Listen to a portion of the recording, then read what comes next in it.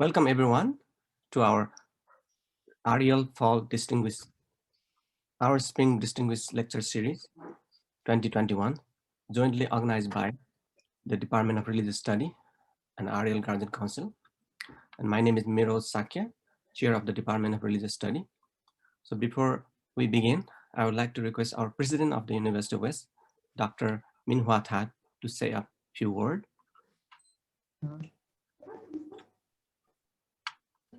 Thank you, Professor Shashkia. Good afternoon. Thank you everyone for being here with us today. We are very pleased to be able to welcome those of you that have been with the University of the West, as well as those who are new to the university. Before we get started, I would like to express my sincere appreciation to the Graduate Council of Religious Studies for organizing a diverse series of monthly lecture events, and Professor Shakya for your ongoing leadership. We couldn't have done it without you. Next, I would like to thank our speakers, Venerable Thanissaro, for sharing your time and wisdom in today's gathering. It has been quite a challenging year for all of us. I hope the US monthly lecture events have allowed you to focus your mind on meaningful mindfulness topics and temporarily take your mind off the health crisis. I don't want to take too much of my time, your time actually. I need to leave some time for Professor Sakya to introduce our guest speaker and fill you in on some of our upcoming activities and events. Again, a very warm welcome to each and every one of you. Thank you. Thank you, President That. Today, I'm honored to have a privilege to introduce our distinguished guest speaker, Venerable Thanissaro Bhikkhu. Ajahn Ṭhānissaro Bhikkhu is an American monk of the Thai forest tradition. He graduated from Oberlin College in 1971 with a degree in European intellectual history. He studied meditation under Ajahn Ṭhānissaro, who had been a student of Ajahn Lee, a teacher well known in Thailand and a member of Dharmayuk lineage of the forest in Thailand. And Ajahn Ṭhānissaro was ordained as a monk in 1976, and then he returned to the United States in 1991 to establish the Metta Forest Monastery in San Diego County, California, an American equivalent to the Thai Forest Retreat. Since 1993, he has been serving as Abbot of the Metta Forest Monastery. And Thanissaro Bhikkhu is also a prolific writer and translator. He has written several books on Buddhism and Vipassana meditation. He is best known for his translation of Dhammapada and Sutta Pitaka, almost 1,000 sutra in all, providing the majority of the sutta translation for the website Access to Insight, and as well as for his translation from the Dharma talk of the Thai forest masters. Many of his work can be found online at www.dharmatalks.org. And today we are so blessed to have him with us for the Dharma talk. And topic of today's lecture is the Buddha's skill in questions. And without further ado, please join me in welcoming Ajahn Ṭhānissaro Bhikkhu. Thank you. Okay, I'll just jump right into the topic. If you've ever read or listened to the sutta describing the last days of the Buddha, you may remember the Buddha's very last statement, which was to achieve consummation through heedfulness. You may not remember, however, what he said just before that. He basically opened the floor to questions. He said to the assembled monks, is there anyone here who has any questions about the Buddha, the Dhamma, the Sangha, or the path of practice? He asked it 3 times. And even after the 3rd time, he said, if you feel embarrassed about speaking in public, you may say so to your neighbor. This shows the emphasis that he placed on questioning, and is very consistent with his attitude toward questioning throughout his teaching career. In fact, throughout his career, leading up to becoming a Buddha and then teaching afterwards. He emphasized the fact that his particular style of teaching was training in cross-questioning, which he contrasted with training in bombast. Training on cross-questioning is when the student is encouraged to ask, what is the meaning of this? How far should I take this particular concept? What does this mean in the practice? Training in bombast, the students listen to beautiful words and they're not encouraged to ask about the meanings of the words. They're just supposed to bathe in how nice the words are. But the Buddha wanted his teachings to be useful. He wanted people to be able to take them and put them into practice and gain benefit from them. And it shows that his approach was a very compassionate approach. They would overcome doubt not by denying the doubt or by professing faith, but by investigating what was skillful and unskillful in their own minds. So in being open to questioning himself, he was also encouraging them to question their own actions, their own states of mind. However, notice that in that last offer for questions, he limited the range of topics to be covered: Buddha, Dhamma, Sangha, path of practice. This also relates to a quality that he said was a very important part of the practice, which is appropriate attention, knowing which topics deserve, which questions deserve being attended to, and which questions deserve being put aside. This has to do with what he saw as the karma of asking a question. There is no such thing in his theory about it, no such thing as an idle question. Questions induce you to act, and the question is, when the way you frame a question, how does that induce you to act? How does it induce you to look at the world? How does it induce you to take in other information and try to put it together? Both of these aspects, the compassion that he showed in wanting people to feel free to ask questions, but also in the discernment in trying to focus questions properly, are illustrated in his way of classifying questions. This was, he said, was a measure of a person's discernment, is how that person would approach questions, how they go about answering questions. So why did he see questions as so important? One is that the question provides a frame for the information that's going to be provided as the answer. In other words, it's like a missing piece of a puzzle or a missing piece in a machine. The piece that you're looking for will have to fit into the puzzle. It will have to fit into the machine. So in order for the puzzle to be completed, in order for the machine to function. And sometimes if the machine is going to be used for the wrong purpose, it might be better not even to try to answer the question at all, just leave it unfinished. Whereas if it's a useful machine, then you want something that fits in precisely into how the machine is going to work. And then, as I said, it's also an opportunity to help the person who's asking the question to arrive at an understanding that can actually be put into practice. The Buddha divided questions into 4 types. And this is found in Anguttara Nikaya 442. For the purposes of teaching the Dharma, they fall into the type of those deserving a categorical answer, in other words, yes, no, across the board. Those deserving an analytical answer, basically, you would say the answer begins with, well, it depends. In other words, you have to add more information into the question itself before the question is going to be skillful. A question that deserves to be cross-questioned, in other words, you have to ask questions of the person asking the question, then you give the answer. And then finally, questions deserving to be put aside. I'll give you an example of each. A question that's categorical, true across the board, would be, what is the cause of suffering? What's the 3 kinds of craving?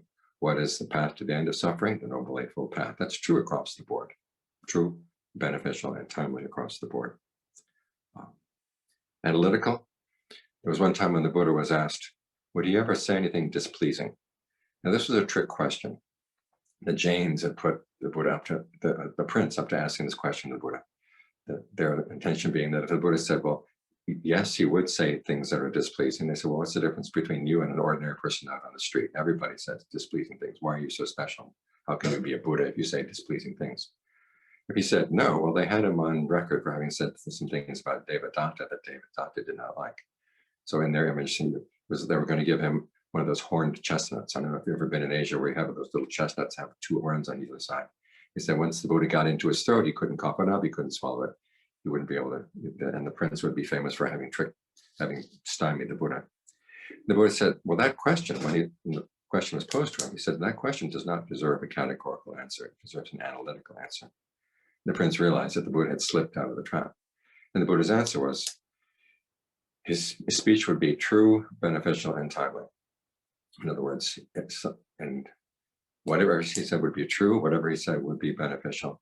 And as for whether it was pleasing or displeasing, he would look for the right time to say pleasing things and look for the right time to say displeasing things. So before answering the question, he basically had to rephrase the question in a way that he would give an answer that was actually appropriate. As a question deserved to be cross-questioned, Well, that particular question also got a cross question before he gave that answer. The prince at the time was sitting with his baby son on his lap. And the Buddha said, before I answer the question, suppose your baby son got a sharp object in his mouth, what would you do? And the prince said, well, I would take his head with one hand, with my other finger, I would go into his mouth, get the sharp object out, even if it meant drawing blood. And in this way, the prince was committed to the principle already by giving that answer, the principle that sometimes the compassionate thing is to do something that people don't like. The child, of course, would not like having his blood drawn, but it's for the good of the child. In the same way, the Buddha would say something displeasing if it was going to be good for the person who was listening. Finally, questions deserving to be put aside. There's a whole questionnaire that the Buddha was often presented with, in which he was asked, is the world eternal? Is the world not eternal? Is it finite? Is it infinite? Is the soul the same thing as the body? Is the body something different from the soul? Is a Tathagata someone who's fully awakened after death? Does that person exist? Does that person not exist? Both, neither. 10 questions. It's a standard questionnaire you see many times in the Pali Canon. And every time the Buddha was presented with that list of questions, he would not answer the questions.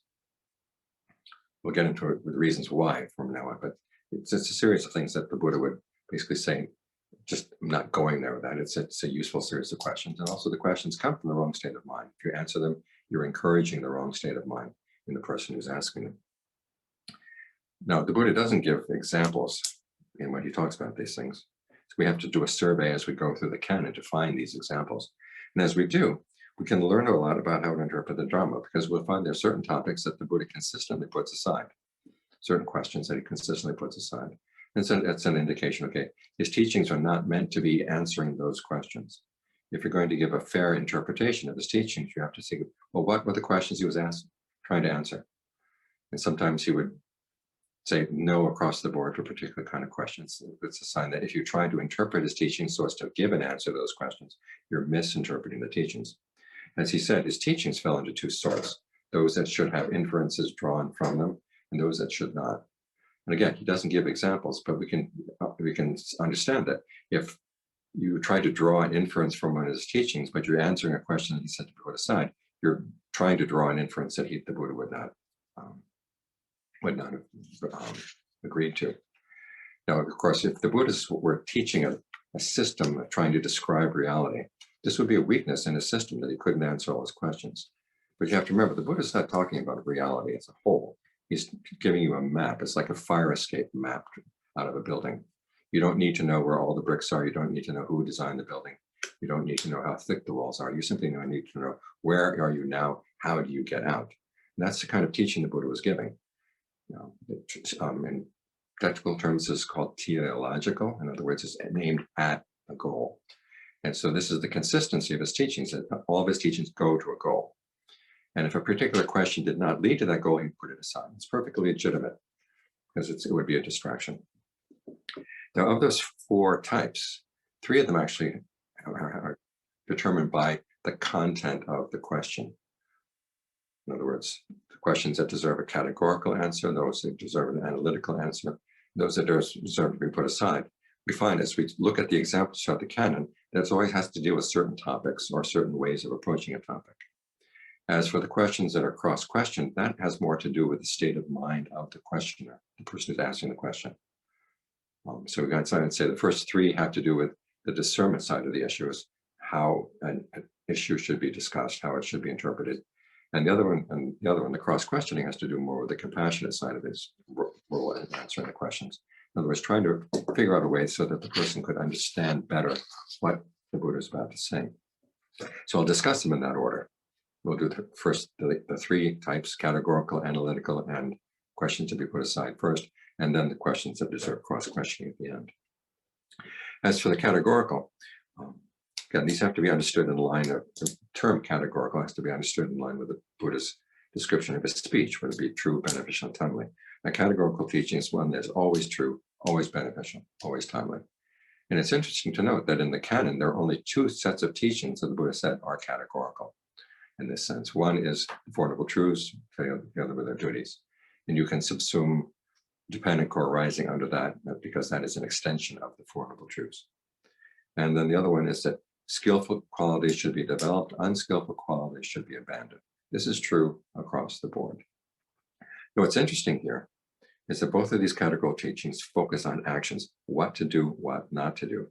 This is in line with the Buddha, as the Buddha saw as his duty as a teacher, to give his students a sense of what should be done, or how to figure out what should be done and what should not be done. The teaching on karma here is implicit. If there were no freedom of choice, if there were no pattern to causality, there would be no grounds for what thinking even in terms of what should or should not be done. Here, however, the canon differs from the commentary, which, when the commentary talks about these types of questions, its example of the categorical question is the three characteristics. Is the I permanent or is the I impermanent? So on down the line with the different senses. Now, as we'll see, the Buddha treats the three characteristics as topics, in some cases to be treated analytically, some cases to be treated, put aside, depending on the question. He's never treated as a categorical question. This is interesting because three characteristics really have no duties connected with them. You could say, the world is impermanent. Well, you can say either, okay, I just give up on any path of practice at all because everything is impermanent, or I could say, let's eat, drink, and be merry because tomorrow we're going to die. There are lots of different ways you could react to those teachings. But if you look at the three characteristics in the context of the Four Noble Truths, then they get their duties. In other words, the duty is to develop this passion for suffering. To develop is to abandon craving. Your duty is to develop the path, and you do that, and then you do that, you realize the cessation. Now, in the context of those duties, then the three characteristics take on their role. In other words, you try to see how the things that you latch onto, the things that you cling to, are actually suffering. You develop some dispassion for them so that you can let go of their cause. So that's one of the interesting points that we can learn, as we notice what the Buddha actually treats as a categorical issue and what he does not treat as a categorical issue. You have to be very careful when you're interpreting his teachings to make sure that you put everything in the context of the Four Noble Truths or the teachings on skillful and unskillful actions. As for analytical questions, or questions deserving an analytical answer, these are questions that are concern a valid issue, but they're asked from the wrong assumptions or with too few variables. Like the case of, would the Buddha say something displeasing? Well, the meaning of the answer is going to depend on the situation. And as we look at the various questions that are asked or answered analytically in the canon, we find that they all have to do based on a misunderstanding of what is skillful and what is unskillful. In other words, they're a misunderstanding about the issues of karma. In some cases, they're about practices. So they asked the Buddha, is asceticism skillful or unskillful? And his answer is, well, it depends. If there's a certain asceticism that's practiced and it gives rise to more greed, aversion, and delusion, it's going to be unskillful. If it leads to less, okay, then it's a skillful asceticism. So again, you have to look at things in terms of when you put them into practice, what results you get.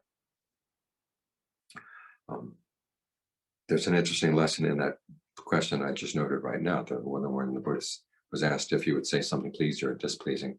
There's a modern attitude that displeasing words are unskillful across the board, but the Buddha says there sometimes you can say things that people will find displeasing, and it is not harmful to them. It is actually helpful. This, I think, is a common problem that we find in our modern culture, that people say, you hurt me with those words. I felt that you weren't sensitive to my needs. Well, maybe your needs needed to be questioned for your own good. There is an important question asked in Majjhima 136, where there's a young monk who's asked by a wanderer, what is the result of action? And the young monk says the result of action is stress, or dukkha, it's pain, suffering. And the wanderer said, I never heard that from any Buddhists before. You better go check that with the Buddha. And so the young monk goes, and the Buddha says, oh, well, you gave a categorical answer to a question that deserved an analytical answer. And there's another monk who comes in, whose name is Udayan. And he said, well, maybe he's thinking in terms of the fact that all actions result in feelings, and all feelings are stressful. And the Buddha said, okay, there's another fool.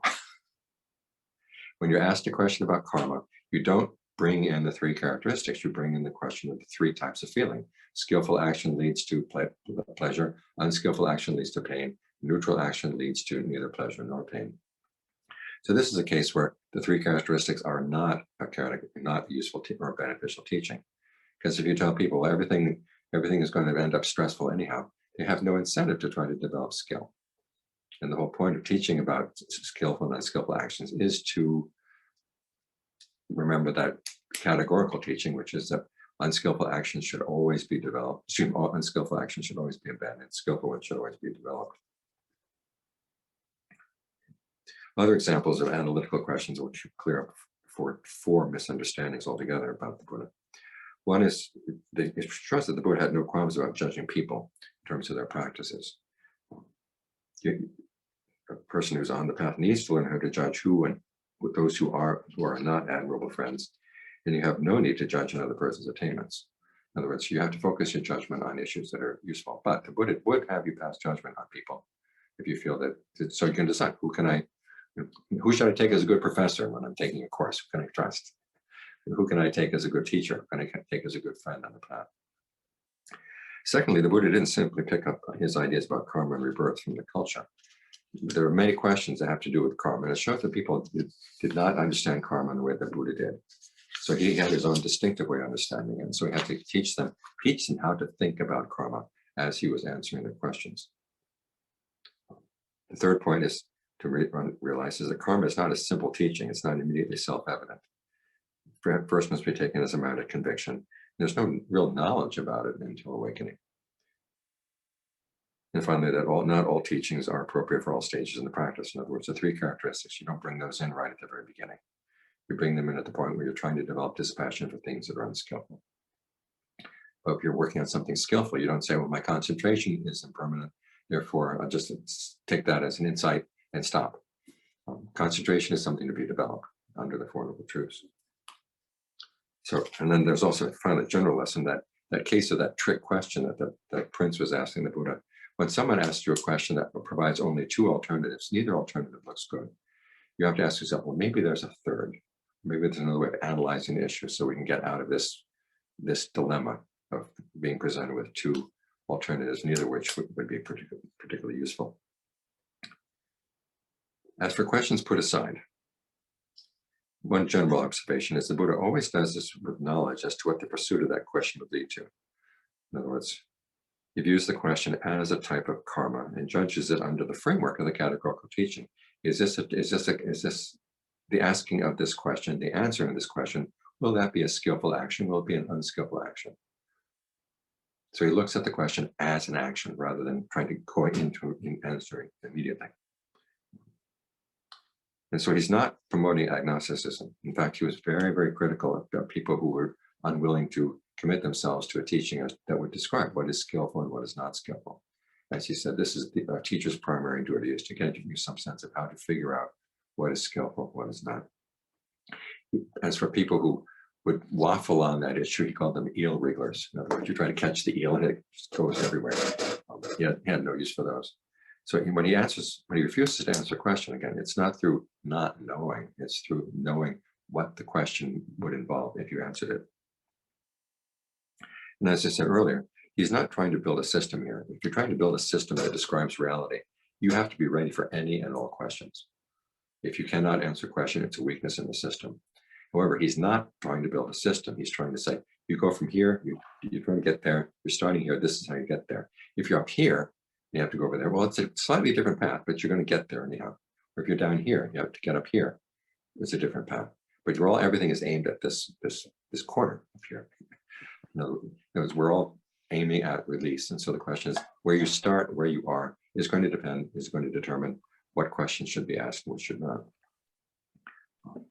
Remember, the Buddha described his teachings from the first day of his teaching to the very last day of his teachings. He described them as a path. They're meant to take you someplace. Anything that would take you off the path, as far as he's concerned, is totally irrelevant and is actually an obstacle to getting to the goal. So what are some of the questions that he put aside? There are some questions that he would put aside simply out of politeness. There was a case where a soldier came and told him, I've been told by my teachers that if I die in battle, I will go to the heaven of the heroes. And the Buddha, and so what does the Buddha have to say about that? And the Buddha says, please don't ask. But the soldier's insistent, okay, I want to know. And so he asked 3 times, and there was the etiquette back in those days was if you ask a question 3 times, okay, you've got to have an answer. And the Buddha says, okay, if you die in battle while you're in the course of wanting your enemies to die, you have ill will towards them, you have anger towards them, you're going to go down. It's just like, you're not going to go to a good rebirth at all. There was another case when an actor came in and said, I was told that, if I entertain people well, that when I go to, after I die, I'm going to go to the heaven of laughter. What does the Buddha have to say about that? The Buddha said, don't ask. And again, the actor said, well, please, I really want to know. He asked 3 times. Finally, the Buddha says, you're not going to go to the heaven of laughter, you're going to go to the hell of laughter. In other words, people are not laughing with you, they're laughing at you. And so these are the kinds of questions that we put aside, basically out of politeness. Another questions where people would ask him about, that teacher over there, is that a good teacher or not? And if it was a layperson, he would not answer. He would talk in more general terms, but he wouldn't say so-and-so is a lousy teacher. When he was talking to the monks, that was a different issue. He would that was sort of an intramural discussion of it, who can and cannot be relied on. But when he's talking in public, he would not brand a particular teacher as bad or good or bad. Those are the questions that are put aside out of politeness. However, the most important ones are the questions that are put aside because they're wrongly framed. The way they ask the question, they lead you away from the point of the teaching, and they actually get you involved in issues that the Buddha calls a wilderness of views, a tangle of views, a fetter of views. And most of these have to do with 2 terms, either ones that describe the existence or non-existence of the self, and those that will get into the metaphysics of the world. Now, self and world are 2 categories that basically define what the Buddha calls becoming, bhava in Pali. And we know, if you know anything about the Four Noble Truths, as the Buddha said, all craving that leads to bhava or becoming is going to lead to suffering. And so if you answer the questions that are framed in terms of becoming, you're basically encouraging more mindsets that would think in terms of becoming, not be able to get you out of that process. And so the Buddha would refuse to answer questions, as I said, on whether the world was finite or infinite, eternal or non-eternal. But most interesting from the point of view that from what most people think about what the Buddha taught, he would never ask the questions about whether the self exists or not. For him to say that the self exists is a tangle of views. To say that it does not exist is also a tangle of views. And so the question is, well, what does the not self teaching mean?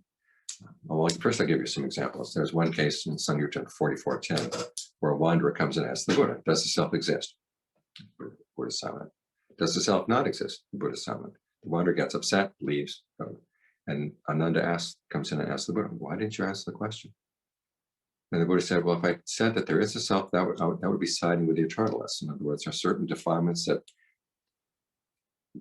the idea of an eternal self develops in the mind. And even if you say there exists a self that is temporary, but still you would have some latching on to that self the same way you would latch onto an eternalist. So you'd be siding with the eternalist.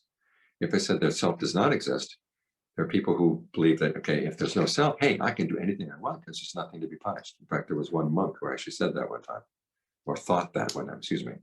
He said, if the 5 aggregates are not self, then what self is going to be affected by what is done by not self? It means I can do anything. The Buddha put that question aside immediately. So as I said, the Buddha said, if you answer the question either way, you're going to get involved in a wrong view. There was another case where in Majjhima, sometimes some people say, well, that case with the wanderer, the Buddha didn't answer because the wanderer wouldn't have understood the question. But there are other cases where the Buddha is talking to the monks. And again, he says, put aside any question of who am I, what am I, do I exist, do I not exist, do I have a self, do I not have a self? Put those questions aside. So the not self teaching is not meant to be a teaching to say there is no self. Instead, in terms of the look in terms of the duties of the Four Noble Truths, it's basically there to help overcome clinging to the 5 aggregates. When you see that the 5 aggregates are constant, stressful, do they deserve to be called a self? No, let go. We'll be getting to this a little bit later when we get into questions in the issue of cross-questioning, because the Buddha would often have you cross-question yourself about how you define yourself. Another interesting issue around questions that are put aside are those have to do with dependent co-arising. Anytime that anyone would try to ask a question as to, okay, suppose, back up a bit. In dependent co-arising, it says, Craving leads to clinging. And someone asks, well, who's craving? Who's clinging? And the Buddha said, any way you would answer that question would be would pull you away. And in fact, any effort to define dependent co-arising as existing within the mind in the present moment or acting over many lifetimes, the Buddha would put those questions aside. This, of course, became a big issue in later centuries in Buddhist philosophy. Exactly, what is the time frame for dependent co-arising? And the answer that seems to be, we can draw from this, is that it applies to all time frames. It can describe events in the mind in the immediate present, and it can describe events happening over time. In fact, dependent co-arising describes how worlds, or the idea of a world, develops. It describes how ideas of a self develop. So instead of putting dependent co-arising in the context of the world or in context of the self, it uses dependent co-arising as the context, and self and world get put inside the context there.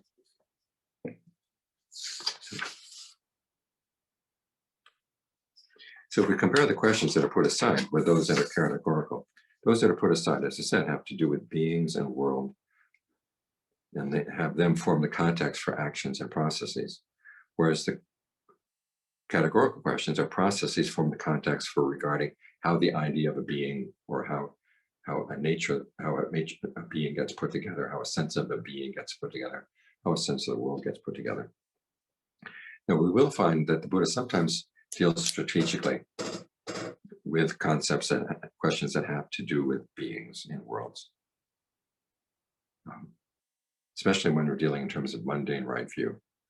Mundane right view, that's the area in which you think about who's going to benefit from these actions and what are the possible places of rebirth that I might go.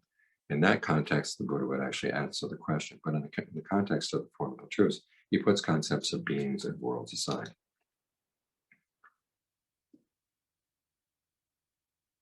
Now, as for cross-questioning, here it's useful to look at the Buddha's own path, what led to his awakening, why he had this particular way of approaching teaching by cross-questioning his students. It starts with a series of questions that he asked himself. He said, here I am, subject to aging, illness, and death. Why am I searching for things that are also subject to aging, illness, and death? Wouldn't it be better if I searched for something that was not subject to aging, not subject to illness, not subject to death? So that was his first question that led him to leave home. So the role of a question is a sense of lack. Something is wrong, and it sparks the imagination as to what might be possible. Okay. And this is the role that it played constantly throughout his quest. There was a time when he asked himself, he tried various teachers, and then so the teachers didn't satisfy him with their answers. So he goes off on his own, and he gets this image of dry wood, wet wood, and then wet wood right in water. And realizing if the wet wood is in water, you can't use it to light a fire. If the wet wood has been taken out of the water, but it's still wet, you can't use it to light a fire. And if it's funny when you dry it, okay, then it's going to be the type of wood that you can set on fire. Now, his first interpretation of that image, he actually made a mistake, because he equated the water with sensuality. And he also created sensuality with all pleasure. So he had to figure out, I'm going to have to get rid of all pleasure in my life. And so he goes through 6 years of austerities, realizes at the end, hey, this is not working. I could die and I would not gain any awakening. Is there another way? Again, he looks at his actions, they're not working. Is there another way? And that's when he remembers the time when he was a child, and he then spontaneously ended the first jhana. Could that be the way? He said, it could be. Well, let's test it. And so then he decides to divide his thinking into two types. Thinking imbued with sensuality, thinking imbued with ill will, thinking imbued with harmfulness, with the unskillful side. And then thinking imbued with renunciation, thinking imbued with non-ill will, thinking with harmlessness on the other side. And as for thoughts on this side, if thinking rose up, he would beat them down. Thoughts on this side, he would allow them to wander around. He said they're like cows that during the dry season, when there's no rice in the field, there's no danger that they're going to get into any trouble. But then he realizes even if he allows his thoughts to wander around, even though they would not lead to anything unskillful, it tires the mind. So he brings the mind to concentration. From the concentration, he gains awakening. Now, in the course of gaining the different knowledges, each time a knowledge arose, the question he asked himself was, what is the skillful use of this knowledge? And it's through that he was able to gain awakening. So again, he's constantly asking questions about what he's doing and the results of what he's doing. So the lessons he learned was that the entire search was guided by cross-questioning. This is where he made cross-questioning a central feature of his teachings. In other words, he learned by questioning his own answers. His own actions. He was going to teach his students to learn in the same way. The second lesson was wrongly framed questions can lead you astray. That experience with the analogy of the wood, realized he'd framed the issue wrongly, thinking that sensuality, all pleasure was the same as sensuality, so I had to starve himself of all pleasures. It was only when they realized the pleasure of the jhanas would not get in the way.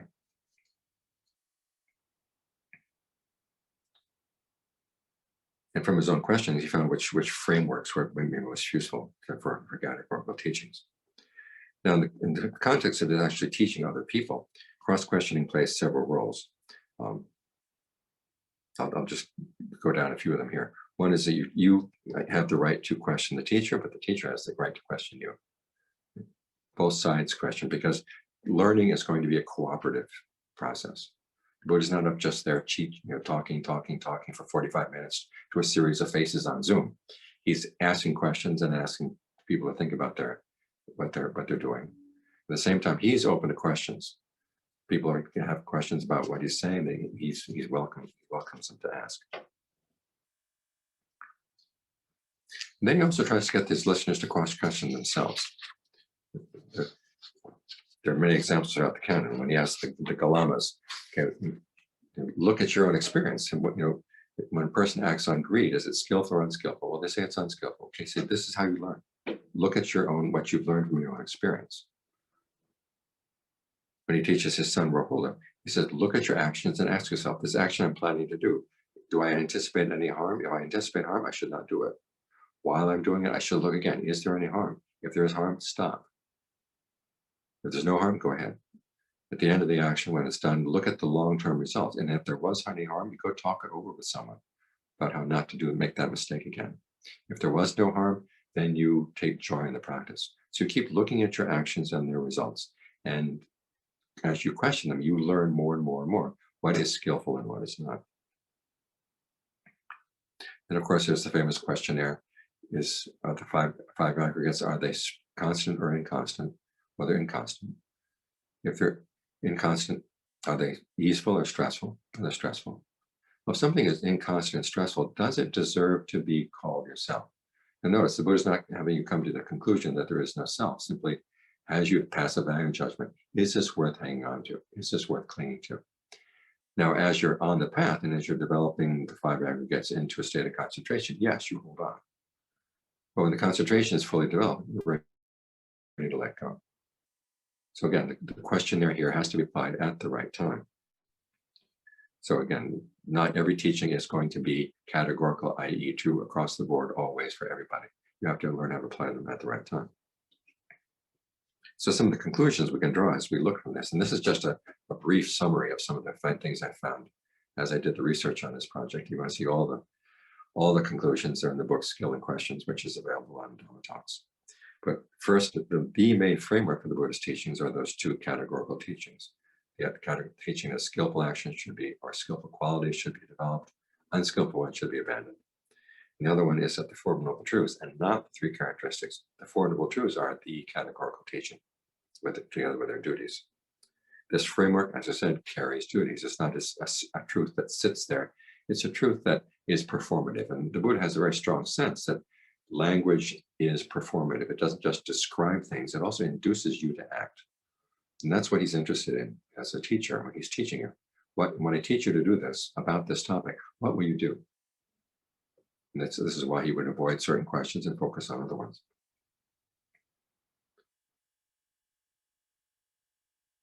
Now, all this relates to what the Buddha said is the initial question that all of us have when we suffer is, our initial reaction is one, bewilderment. Why is this happening? And two, the second one is, does anyone know a way out of this? Now, by explaining the principles of skillful and unskillful action, by explaining the Four Noble Truths, he's helping you to overcome your bewilderment At the same time, he's acting as the person who shows you the way out. So this is his duty as a teacher to see, this is your immediate reaction to suffering. I'm providing this with you, with a way of looking at your actions, and a way of framing questions is an important part of understanding what's skillful and unskillful, so that the way you ask questions about yourself is actually going to be useful and conduce to the end, to get you to the end of the path. So, yes, for those of you who are Buddhist studies teachers or Buddhist studies students, one of the important lessons of all this is, if you're going to read a sutta, look at the questions that the Buddha uses to frame the sutta. And that way you're going to understand, okay, what the Buddha is about to say is meant to answer certain questions. And that'll help give you a clue as to what he's saying and what the meaning is of what he's saying. And in particular, notice sometimes he will state a formula and then ask questions only about part of it. This is especially important in the Satipatthana suttas, where the Buddha gives the whole formula for the Satipatthana. This is, for example, remaining focused on the body in and of itself, ardent, alert, and mindful, putting aside greed and distress with reference to the world. And then as you go through the sutta, what are the questions? The questions have only a focus on, what does it mean to remain focused on something? The rest of the formula does not get discussed at all, which means the Satipatthana Sutta, unlike what you may have heard sometimes, it is not a complete discussion of the topic of Satipatthana. If you want to understand the formula, you have to look for other passages in the canon in order to fill in a lot of information, especially if you want to understand how ardency functions in mindfulness practice. You have to look elsewhere. Secondly, when you're looking at the various teachings, it's good to realize, okay, which teachings form the framework and which teachings fit into the framework. Sometimes you'll see the teaching on not self acting as a framework and saying, well, if there's no self, who does the action, who receives the results of the action? That's making anatta, or not self, the framework, and putting karma inside. It should be the other way around. In terms of karma, then, when is a sense of self a skillful action? When is a sense of self not a skillful action? When is it skillful to think in terms of not self? When is it not skillful to think in terms of not self? This is making karma issues, the skillful and unskillful karma, the framework. And then finally, if you look at the history of Buddhist philosophy, you find many times that a lot of the issues that developed over the centuries came from trying to answer questions that the Buddha put aside.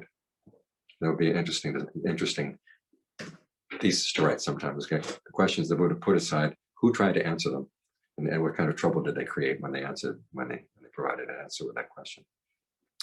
So those are some of my thoughts on the topic of the Buddhist skill and questions.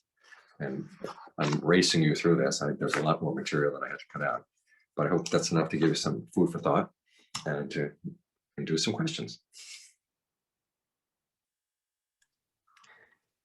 Thank you, Ajahn, for a wonderful and insightful talk. And here begins question answer session. And I have already seen some questions on the chat box, so I will read out. The first question, dear Ajahn, regarding clinging to views, I have seen that even subtle sankhara give rise to feeling. Hence, in my daily mindfulness practice, I try to drop any views that arise, whether wholesome or unwholesome. Is this the right practice? It depends on where you are in the practice. Letting go of wholesome and unwholesome views, that's really something to be done at the very end of the path. When you've completely mastered concentration, you've completely mastered your discernment, that's when you let go of everything. Up until that point, you have to continue to use what is skillful or wholesome, let go of what is unskillful or what is unwholesome. It's like being a carpenter. You realize, okay, I'm carrying my tools around, I'm holding my tools, it's very tense to hold my tools. But if you haven't finished the chair or the table that you're working on, you just let go of the tools, okay, the chair will never get done. So when the chair is done, then you put the tools down.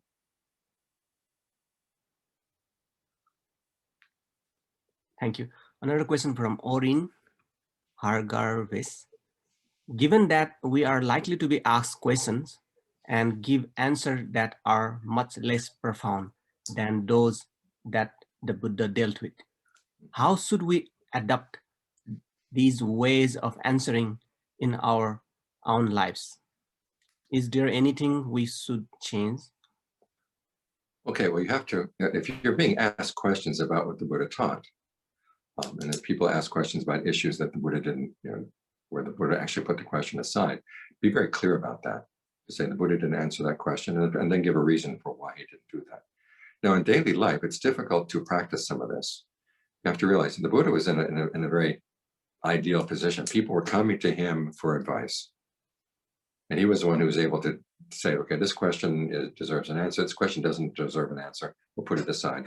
And he gave his reasons. And people were able to accept that.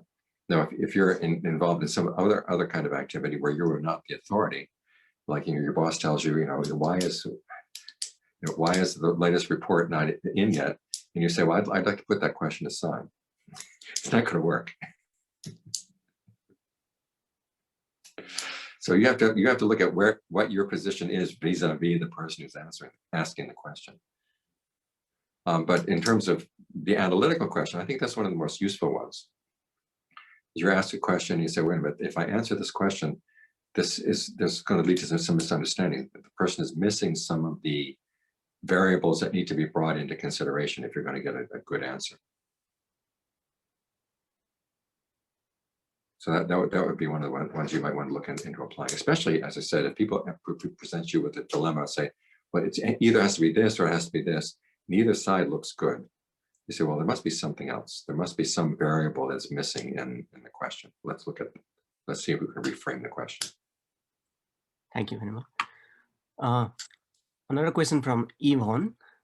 In Anutara Nikaya 4.42, Ajahn Ṭhānissaro has translated the Pali phrase Attha Visamaya Dhiro as grasps the whole while, worthwhile, prudent, wise. How or what may one do to cultivate such quality and become such person? Can you run it past me again? Okay. In Anutara Nikaya 4.42, Ajahn Ṭhānissaro has translated the word Pali phrase Attha Visamaya Dhiro as grasps the worthwhile, prudent, or wise.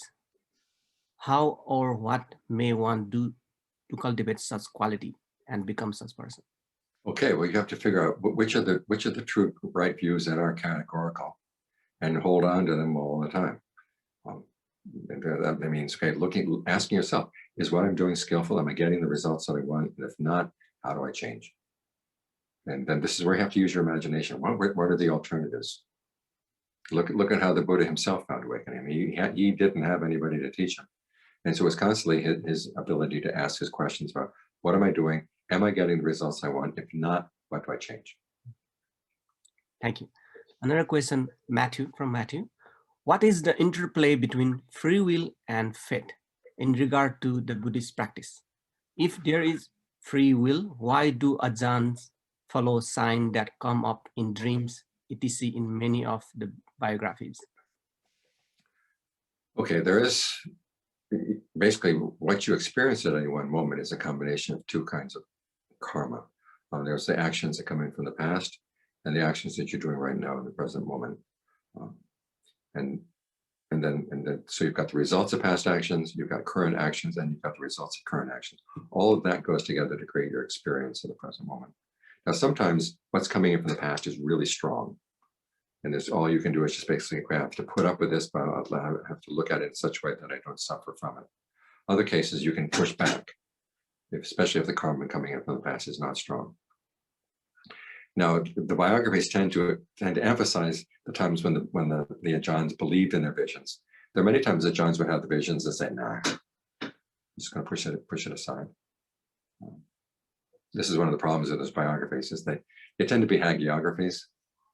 It makes it sound like the Buddha, these meditators had nothing but true visions all the time. But it's not the case. My teacher, John Fuang, staying with Ajahn Mun, was warned many, many times that even if a deva comes to you and gives you advice, you don't necessarily have to believe it. You have to ask yourself, is this consistent with what I know of the Dhamma? And if I put it into practice, what will the consequences be? And if you don't foresee any negative consequences, you give it a try, but you test it. You don't go ahead and just believe everything. Thank you. Another question from Martin. The Buddha gave different answers to the same question based on the condition of the questioner. showing skillful means. Does this role of a mentor assist in the clear presentation of a cohesive practice? Okay, again, the teacher really needs to know where the student is in order to figure out which kind of answer is going to be most useful for that student. This is why you can't have a sort of a meat grinder meditation technique where you just put everybody into the meat grinder and all comes out sausage. You have to have a knowledge of it. This person is at this stage, this person is that stage. There are some cases where the Buddha would talk in terms of where you were in a previous lifetime, but then when he talks to the monks about which is greater, the amount of water in the oceans or the amount of blood that you've lost from having your heads cut off. And he talks about the various ways in which they hadn't had their heads cut off in previous lifetimes. Other times he would discourage that kind of thinking. Again, depending on where the student was. But it's not that he would say, X and not X to different people. He basically reframed the issues depending on how the student, where the student was and what the problem was. Next question from Vince. It's a little bit longer. I know you, Ajahn, you have said that it is not worthwhile to explore and ask questions about how your experience in your childhood have shaped the present in the way a psychoanalyst would. What would be the skillful way to ask questions of past experience, particularly painful experience, that can help you better understand how to act more skillfully in the present and overcome the various hindrances in the practice? Okay, now I wouldn't say that all psychoanalysts are wrong. Sometimes it is good to think about what went on in your childhood, but it's also good to look at it in terms of karma. That these issues came to me. I must have been unskillful in a previous lifetime. This is what it's like to be on the receiving end of those kind of unskillful actions, and it helps you forgive the people who behaved in an unskillful way to you. You realize that, okay, we're all in this together, and who knows how long the back and forth went back how many lifetimes, and it's useless to trace it down to see who was right and who was wrong. But you can say, okay, I see the unskillful nature of that kind of action. I want to make sure that I don't ever do that ever again. And then you can have some forgiveness for the person who mistreated you. And that's the most painless way of pulling yourself out of that kind of the recrimination that comes from the sense of, I had that, my childhood was blighted by that particular incident. Okay, well, it was very bad, but hey, this has not been your only childhood. And we all come into this lifetime with a baggage of some positive and some negative karma. And if you look at it in that way, it's a lot easier to take a lot of some of that, the hardships of life. Thank you. Another question from Lisa Liang. I just read the Mahasangika believe a certain Rahula had a special birth and was not subject to birth and death. Is this still accepted as possible? I don't know. I've never heard of that. This is from Pascal. So let's just read another question. Okay. Another question from, how do you translate kusala and akusala? And which one do you prefer? Skillful, unskillful, or wholesome, unwholesome? Okay, well, as I've been saying throughout the talk today, it's skillful and unskillful. And one of the reasons I do that is because the word skillful often is used throughout the canon to mean skill. There's that passage where, for me, wholesome just has the connotations of, blonde, blue-eyed kids born in Iowa fed on corn, which is not, I think, what the Buddha is talking about. Skillful has to do with the fact that you master a skill. You look at your actions and you say, I didn't do this right. How can I do this more skillfully the next time? It focuses on the fact that this is a quality that you can develop by looking at your actions. The second reason is just kind of linguistic in Pali itself. There's a famous passage where, you probably know Sona, the monk who had been very delicately brought up, so delicately brought up that his feet had hair on the soles of his feet. He gets ordained, does walking meditation, and his feet are so tender that they start bleeding. He gets discouraged. And he's sitting down thinking about, maybe I should just disrobe, go back home, make merry. And the Buddha levitates right in front of him. And he says, were you thinking of disrobing? And Sona says, yes. And then the Buddha says, back when you were a layperson, when you played the lute, were you kusala at playing the lute? Now he's not saying, were you playing wholesome songs? He's saying, were you skilled? So I think the everyday meaning of the word in Pali was closer to skill and further away from wholesome. Thank you. So we have two more left, question left. Ajahn, what is pure citta in Buddhism? Okay, the pure citta would be the citta of the Arahant. And maybe last question. Ajahn, is there scriptural support about the story that the Buddha reportedly predicted that his dharma will die out 500 years earlier than its natural course, when Omen joined his dharma and discipline? Is this a suitable question, dear Ajahn? Okay, but this is how it's reported in, it's Julavagga 10. And of course, what they mean was the true Dharma dying out. It means, he said the true Dharma dies when alternative versions of the Dharma arise. And you can look at some of the said the Prajnavartamita suttas as being an indication of, okay, that was about the time when an alternative Dharma comes in. Because once you have an alternative Dharma, then the idea being that there is one true Dharma that everybody accepts as the true Dharma, that's gone. Thank you. Last question. Ajahn, in the Pali Canon, the Buddha has sometimes described Nibbana, and at other times he has been silent. What are your thoughts about this? Okay, I actually wrote an article on this topic, which is on Dhamma Talks. It's called Talking About Nibbana. And the Buddha basically says, strictly speaking, yes, it is indescribable, but he wants to make people realize that it is a good goal. So he's got to talk about it somehow. So he tends to talk in analogies. I'm sure a useful way of saying, okay, it's somewhat like this, but not exactly. Once again, thank you, Ajahn, for the wonderful talk and also answering all the questions. So before we end our lecture program, I want to invite our US Enrollment Outreach Counselor, Malaniam Majanor, to say a few words. Hello. Hi, everyone. Thank you to Venerable Thanissaro and to the Graduate Council of Religious Studies for organizing this event. If you enjoyed tonight's event and are interested in more programs like this, maybe even a formal study of religion or Buddhist chaplaincy, I want to let you know that University of the West has excellent graduate programs, including those with an emphasis in Buddhist studies and Buddhist chaplaincy. We're accepting applications for fall 2021 that begins in August. I've put my contact information in the chat, as well as links, more descriptive links to each of the programs. If you'd like to know more information, please send me an email. Thank you so much for your attendance, your interest, and your time. And also I have an announcement. So Dr. Louis Lancaster, Emeritus Professors of UC Berkeley and US, will be giving the sixth lecture of the series titled Concentration, the Strength of Keeping Focus on March 16 at 7 p.m. I hope you all can join us.